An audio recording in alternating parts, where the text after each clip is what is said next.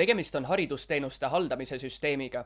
Selles videos käsitleme huvikooli moodulis huvikooli esindaja ja ametniku õigustes huvikooli taotluse esitamisel saadetavat e-maili ja vaatame ka lapsevanema kasutaja taotluse esitamise näidet huvikooli, kus toimuvad katsed.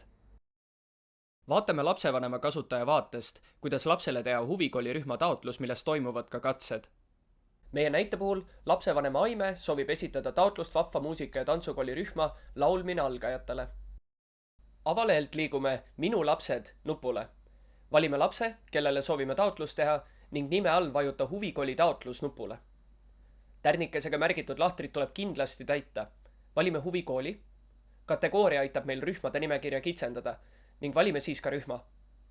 Avanev informatsiooni kastike annabki meile teada, et selles rühmas tuleb läbida ka katsed.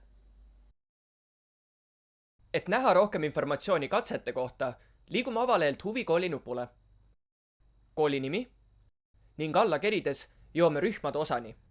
Vajutame rühmale, kuhu soovime taotluse esitada ning alla kerides näemegi katsete nimetust.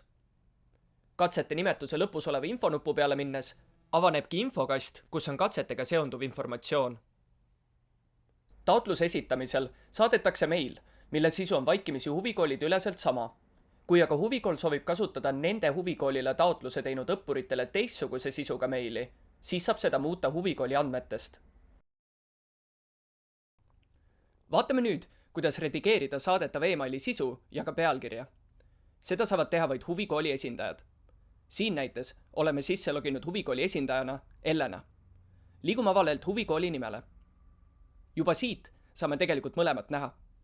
Mainin ka, et anonüümsed kasutajad ja lapsevanema kasutajad huvikooli andmete vaates e-mailide sisu ei näe. Kui on soov, et huvikoolil oleks personaalne e-maili sisu, mitte kohaliku omavalitsusülene, siis seda saab lisada nii.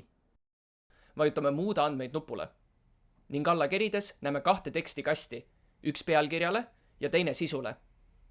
Lisame ka pealkirja ja ka soovitud sisu.